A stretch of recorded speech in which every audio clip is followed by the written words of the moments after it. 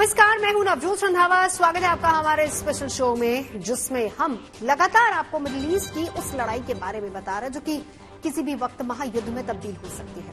तनाव कम होने के बजाय लगातार बढ़ता जा रहा है, क्योंकि नसरुल्लाह के मारे जाने और इजरायल पर हमले के बाद आज ईरान के सुप्रीम लीडर खमनेई सामने आए।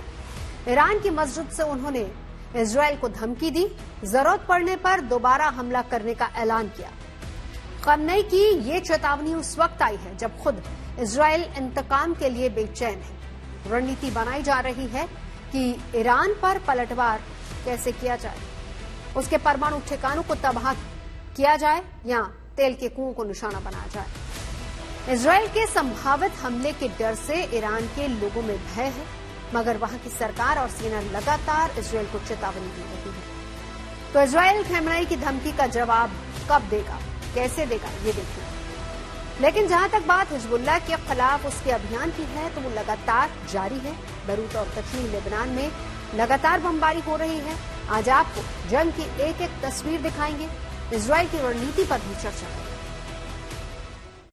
लेकिन शुरुआत करते हैं ईरान के सुप्रीम लीडर खमनेई की तकरीर से, जिसने जंग के माहौल को और गर्मा दिया है। आज जब खमनेई जुम्मे की नमाज पढ़ने आए तो उनके साथ ही उन्होंने हजारों लोगों को संबोधित किया। मिडिल ईस्ट के मुस्लिम देशों को एक साथ आने की अपील की और दावा किया कि जरूरत पड़ने पर ईरान दोबारा इजरायल पर हमला करेगा। हैरत की बात यह है कि ईरान में इजरायल के पलटवार को लेकर भय है, मगर खमनेई ने ऐलान कर दिया है कि वो फिलिस्तीन और लेबनान के साथ खड़े हैं। खमनेई के भाषण के ठीक बाद हिजबुल्लाह ने इजरायल पर कई रॉकेट भी दाग दिए। अब देखना यह है कि ईरान के इस तेवर का इजरायल कैसे जवाब देता है।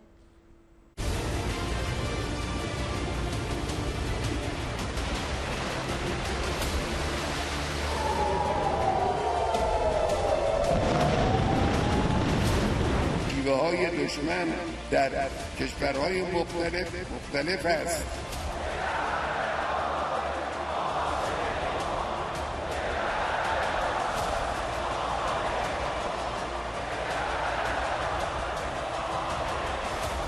हाथों में राइफल और होठों पर धमकी।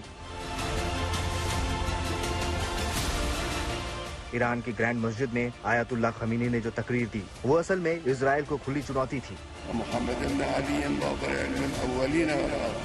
चेतावनी भी नहीं, एक तरह से ऐलान जंग था।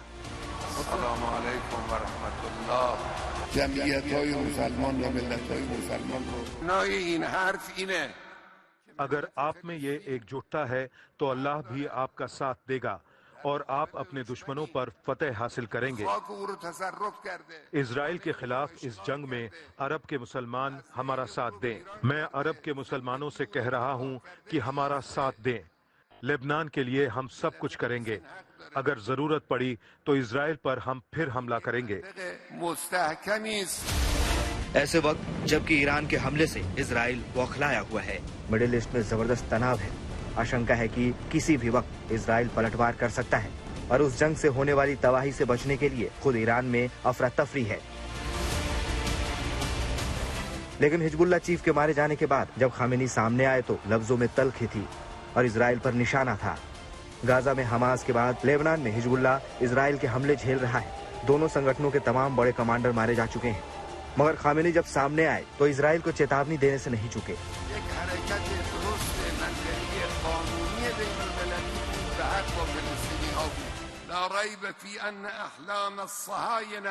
फिलिस्तीन और लेबनान के मुस्लिमों पर जुल्म हो रहा है और ईरान इस नाजुक मौके पर लेबनान और फिलिस्तीन के लोगों के साथ खड़ा है। ईरान अपने मुस्लिम भाइयों के साथ खड़ा है। ईरान लेबनान और फिलिस्तीन के लिए सब कुछ करेगा। खमेनी तेहरान के इस ग्रैंड मस्जिद में 5 साल बाद जुम्मे की नमाज पढ़ने आए। इससे पहले जनवरी 2020 में जब रिवॉल्यूशनरी गार्ड्स के कमांडर कासिम सुलेमानी की मौत हुई थी, तब जुम्मे की नमाज पढ़ाई थी। खमेनी अगर जुम्मे की नमाज में आए हैं तो इसकी बड़ी वजह है हिजबुल्लाह चीफ नसरुल्लाह। 27 सितंबर को इजरायली हमले में नसरुल्लाह ढेर हो गया। हफ्ते भर बाद उसे सीक्रेट जगह पर बेहद खामोशी से दफन कर दिया गया। क्योंकि अंदेशा था कि भीड़ भाड़ हुई तो इजराइल हमला कर सकता है। उस वक्त जबकि नसरल्लाह को दफन किया जा रहा था, ईरान की इस मस्जिद में हजारों लोग उसके पोस्टर लेकर जमा हुए, जमकर नारेबाजी हुई।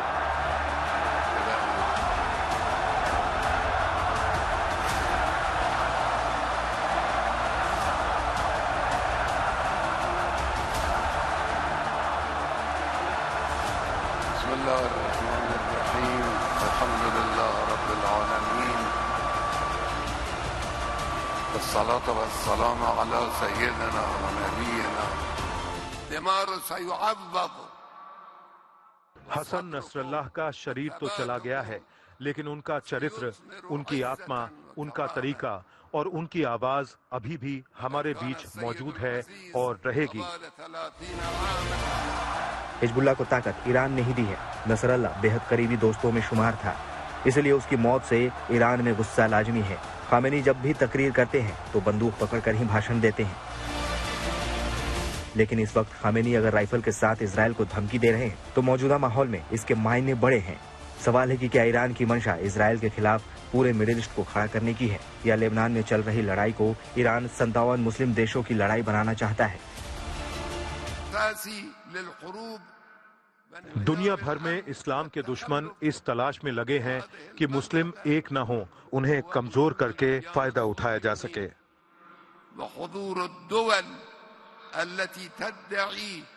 इस्लाम के ये दुश्मन फिलिस्तीन, यमन, लेबनान, हर जगह मुसलमानों के दुश्मन हैं।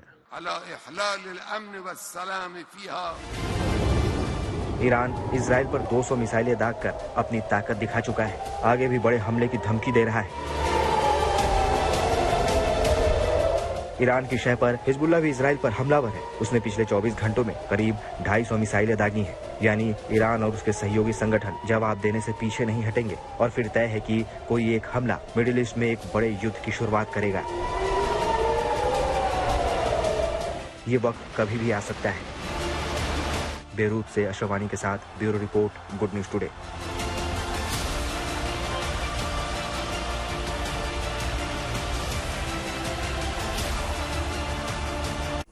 दरअसल खमेनी ने एक तरह से इजराइल के खिलाफ जंग जारी रखने का संकेत दे दिया है, यानी कि ईरान पीछे हटने वाला नहीं है। मिडिल ईस्ट में अपने साथियों के लिए वो इजराइल से दो हाथ करने को तैयार है। पर इजराइल की रणनीति क्या है, वो ईरान के मिसाइल अटैक का जवाब कब और कैसे देगा, पूरी दुनिया की नजरें इसी बात पर टिकी हुई हैं। नेतन्याहू कह चुके हैं कि ईरान को सबक सिखाया जाएगा। तो क्या इजराइल ईरान के परमाणु संयंत्रों को निशाना बनाएगा या फिर तेल की कुओं को तबाह करेगा? पेट्रोलियम इंडस्ट्री इराक की अर्थव्यवस्था का आधार है और चर्चा यह है कि इजराइल इसी पर चोट कर सकता है। देखिए रिपोर्ट।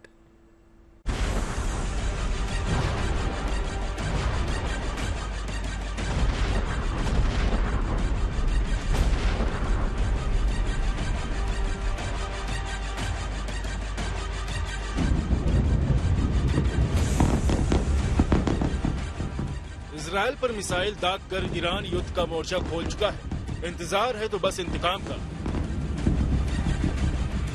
עשתה הערב טעות גדולה, והיא תשלם על כך. 200 मिसाइल से हुए हमलों से भले ही इजराइल को कुछ खास नुकसान नहीं हुआ, मगर नेतन्याहू ईरान को सबक सिखाने की धमकी दे चुके हैं। सवाल है तो बस ये कि ईरान पर सीधा हमला होगा या उसे आर्थिक तौर पर गंभीर चोट पहुंचाने की रणनीति होगी। कयास लगाए जा रहे कि इजराइल या तो ईरान के लीडरशिप यानी चुनिंदा लोगों को निशाना बना सकता है या फिर सैन्य ठिकाने या परमाणु संयंत्रों को तबाह किया जा सकता है। हालांकि अमेरिका परमाणु ठिकानों पर हमले के पक्ष में नहीं है, इसलिए माना जा रहा कि इजराइल ईरान के तेल के कुएं को निशाना बना सकता है। पेट्रोलियम इंडस्ट्री या कहे कि ऑयल रिफाइनरीज ईरान की अर्थव्यवस्था की जान है। ईरान के पश्चिमी तट पर Abadan, Isfahan, Persian gulf star oil refinery और बंदर अब्बास रिफाइनरी मौजूद है। यहाँ से ईरान 90% तेल निर्यात करता है। अगर ये ठिकाने तबाह होते हैं तो ईरान की कमर टूट सकती है। हालांकि इसका असर दुनिया भर में तेल की कीमतों पर भी पड़ेगा और शायद इसीलिए अमेरिका सोच समझकर फैसला करना चाहता है। लेकिन इस बीच बाइडेन ने ये संकेत दिए हैं कि अमेरिका और इजराइल इस ऑप्शन पर बात कर रहे हैं।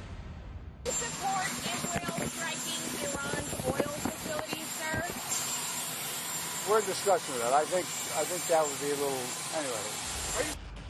जैसे ही बाइडेन ने तेल का बयान दिया और संकेत मिला कि इजराइल तेल के कुओं को निशाना बना सकता है, तेल की कीमतों में उछाल आ गया। बाइडेन के बयान को इजराइल का प्लान माना जा रहा है। अब आमने सामने की जंग नहीं लड़नी हो तो दुश्मन को आर्थिक तौर पर नुकसान पहुंचाने की रणनीति ईरान पहले से अपना रहा है। हूती विद्रोही जिन्हें ईरान से समर्थन मिलता है, वो अरसे से समंदर में जहाजों को निशाना बना रहे हैं। एक वीडियो जारी किया गया है जिसमें तेल लेकर जा रहा एक टैंकर को धमाके से उड़ा दिया जाता है। लाल सागर में हूती विद्रोही लगातार इसी तरह जहाजों को उड़ा रहे हैं। एशिया अफ्रीका तक तेल लेकर जाने वाले टैंकर को निशाना बना रहे हैं, जबकि खुद ईरान और उसके साथी तेल की सप्लाई पर हमला बोल रहे हैं। तो हैरत की बात नहीं अगर इजराइल उसकी रिफाइनरी को निशाना बनाए। इजराइल ने यमन में अपने फाइटर प्लेन भेजकर हूती विद्रोहियों के ठिकाने को तबाह किया है। उन बंदरगाहों को जमींदोज किया है जहां से हूती विद्रोहियों को हथियार मिल रहे थे। लेकिन अब हो सकता है कि इजराइल सीधे ईरान की असली ताकत यानी तेल के कुओं को निशाना बनाए।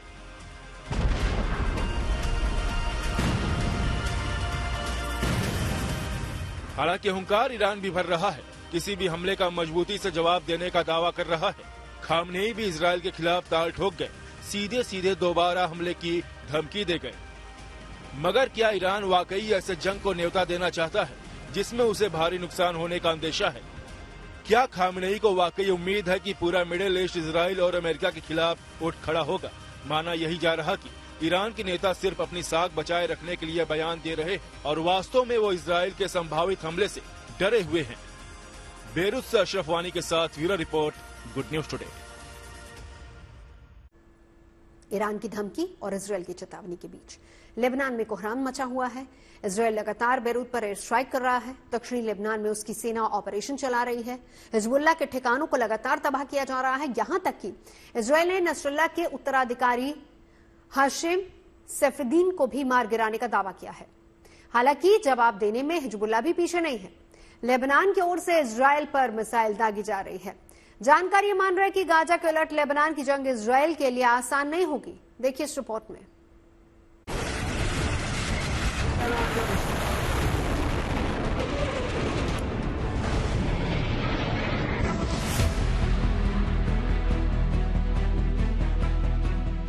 हिजबुल्लाह की तबाही वाला अभियान जारी है।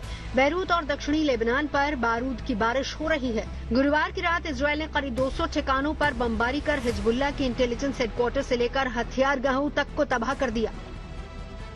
इजराइल ने बैरूत में एयरपोर्ट से लेकर सरहदी लेबनान तक जो बम गिराए हैं, उसने लेबनान की तस्वीर बदल कर रख दी है।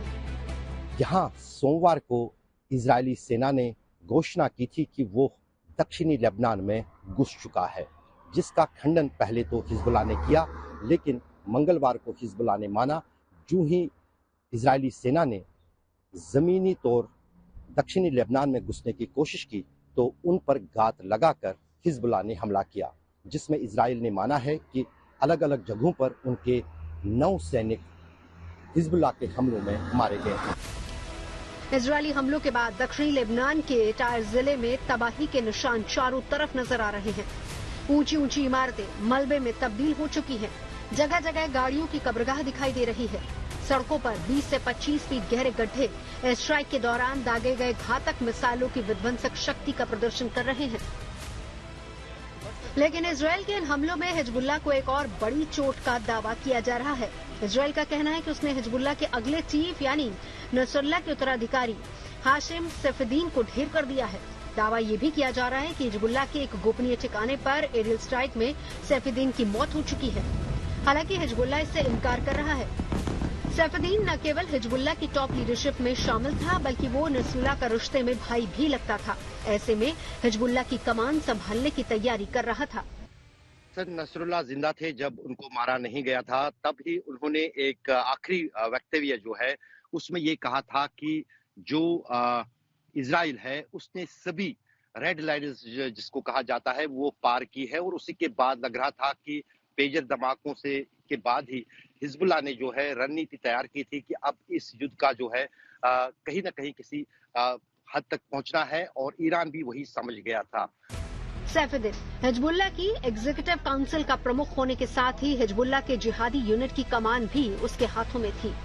इजराइल का टारगेट होने के साथ ही सैफुद्दीन अमेरिका का वांटेड आतंकी घोषित था। लेकिन बड़ी बात यह है कि वो ईरान की आंखों का तारा भी था। ईरान से उसका रिश्ता कितना गहरा था, ये इस बात से समझा जा सकता है कि उसके बेटे की शादी इजराइल के हाथों मारे गए ईरानी मेजर जनरल कासिम सुलेमानी की बेटी से हुई थी। हाशिम सैफुद्दीन आखिरी बार नसरल्लाह की मौत के बाद सामने आया था और उसने इजराइल से बदला लेने की धमकी दी थी। ऐसे में उसकी मौत की पुष्टि हो जाती है तो ये ईरान के लिए नसरल्लाह की मौत के बाद दूसरा बड़ा झटका साबित होगा। इजराइल के हमले जारी हैं, लेकिन ऐसा नहीं है कि हिजबुल्लाह खामोश है। उसका दावा यह है कि दक्षिणी लेबनान में इजरायली सेना को मुंहतोड़ जवाब दिया जा रहा है और उनकी जवाबी कार्रवाई में इजरायली सेना को भारी नुकसान भी उठाना पड़ा है। गुरुवार को एक दिन के अंदर ही हिजबुल्लाह ने भी 230 से ज्यादा हमले किए। सरहदी इलाकों में इजराइल की जमीन पर गिरते और फटते इन रॉकेट से किसी के जानमाल का नुकसान का दावा तो नहीं किया गया, लेकिन हिजबुल्लाह के रॉकेट से इजराइल के जंगलों में आग जरूर लग गई। हिजबुल्लाह ने दावा किया है कि इजराइल की सेना के जमीनी ऑपरेशन को रोकने के लिए उसके मिलिट्री बेस पर 32 रॉकेट दागे गए हैं। दक्षिणी लेबनान हिजबुल्लाह का गढ़ है और यहाँ उसका जमीन के साथ साथ जमीन के नीचे भी मजबूत नेटवर्क है। ईरान पर सीधे एक्शन की चर्चा के बीच इजराइल लेबनान में हिजबुल्लाह को तबाह करने पर तुला है और साफ है कि जब तक उसका मिशन पूरा नहीं हो जाता वो रुकने वाला नहीं है। दक्षिणी लेबनान से अशरफ वानी के साथ bureau report, good news today. इस बुलेटिन में फिलहाल इतना ही। देश और दुनिया की तमाम अच्छी खबरों के लिए आप देखते रहिए गुड न्यूज टुडे।